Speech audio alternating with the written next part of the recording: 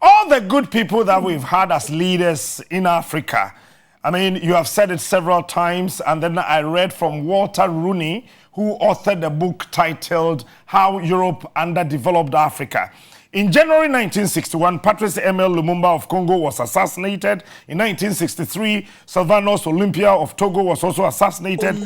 After that, there were several coups, and here in Ghana, Osajifo Dr. Kwame Nkrumah was also ousted. In 1966, Hamad bin Bella of Algeria was also ousted. Nigeria,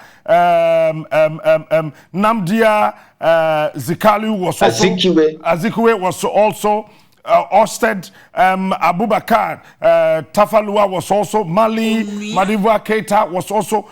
East Africa had their share in this whole thing. Uganda, Kenya, Tanzania, all in 1971. What is actually not right here on our continent? You know, what we must understand is that the European powers, whether it is France or Britain or Belgium or Italy, all these former colonizers were driven out of Africa wailing and kicking. And in their mind, they understood after the abolition of slavery that they would introduce another kind of slavery called colonization, and they thought that the process of decolonization was actually recolonization through neo-colonization. And when you listen to the Osage for Dr. Kwame Nkrumah speaking in May 1963 in Addis Ababa, Ethiopia, he was as clear as he was categorical, that if we don't immunize ourselves through unity now, the neo-colonizer will continue to engage in their diabolical machinations. And anybody, therefore, who raises his or her voice in a manner as to suggest to the people that there should be total liberation will be eliminated. And his words were prophetic. You've already given the names of those whom they destroyed: Patrice Emery Lumumba, Ahmed Ben Bella, Modibo Keita, Sylvanus Olympia, and those whom they overthrew, such as the Osage for himself and Nnamdi Azikiwe. And their scheme has not stopped. They have come up with institutions whose intention is to keep us in slavery. Don't look at institutions such as the World Bank or the IMF or the United Nations Organization or all these organizations as innocent. These are Trojan horses that are designed to ensure that Africa remains in a perpetual state of slavery and are controlled from Washington, D.C. or Paris or London or Brussels.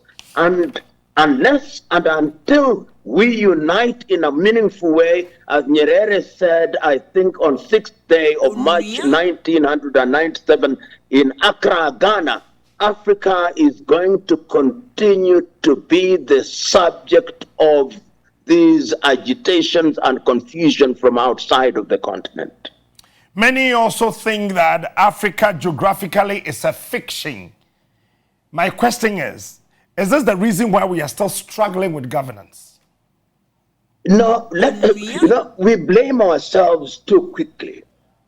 Remember that Ghana, which is the oldest sub-Saharan country to regain our independence, did so slightly over 65 years ago.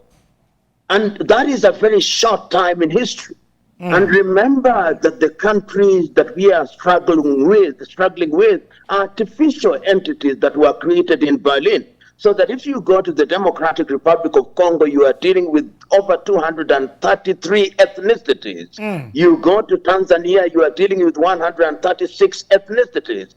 It makes governance very difficult. Your typical European countries, such as Denmark, such as the Netherlands, or Sweden, or Finland, are mono-ethnic countries. And their governance is therefore very easy. So let us not judge ourselves too harshly. I think we have had our problems, but we are solving those problems. And if we open our eyes and begin to re-examine governance without having to pay homage to these imports that we have and which we describe as democracy, Africa will solve our problems and we will do better than we are doing right now. But I'm one who is very slow to condemn what we have done thus far. We simply point out our mistakes, but we don't judge ourselves too harshly.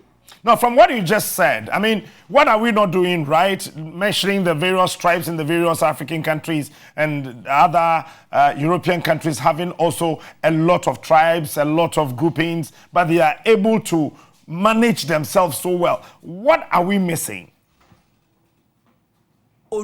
First, we are missing one thing.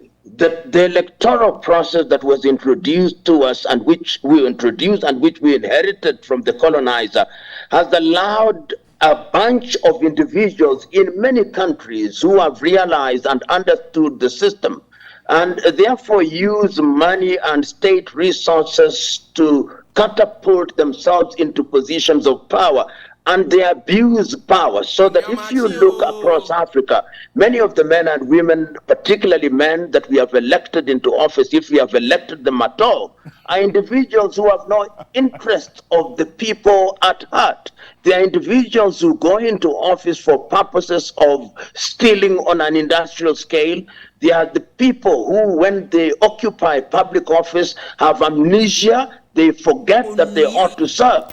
But if you look at Africa in the early days, the founding fathers in many African countries were very selfless individuals. Look at Osagie Kwame Nkrumah. Look at Julius Kambarage Nyerere. Look at Kenneth David Kaunda. Look at Samora Moises Machel. And you will, Mandela Nelson. And you will see that these were people who wanted to serve. Unfortunately, as I speak to you now, we have a crop of individuals who are not interested in their country and in their countries, and I'm very reluctant to call them leaders. They are just politicians who look to the next election. But these people are being supported and are being maintained by various constitutions across Africa. Here in Ghana, a lot of people are crying for constitutional amendments. Is it the problem of our constitution, or because we, the people, excuse my French, we are electing fools to lead us? You know, this idea, constitutions are good. In terms, amending constitutions is a good thing. But political bad manners will not be cured by amending constitutions.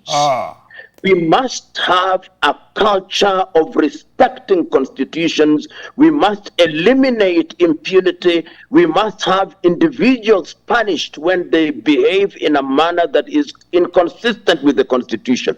Constitution, as one law teacher told me many years ago, must be accompanied by constitutionalism. In many African countries, what we have are constitutions which are honored in breach, which are implemented selectively. And we, the electorate, are also part of the problem.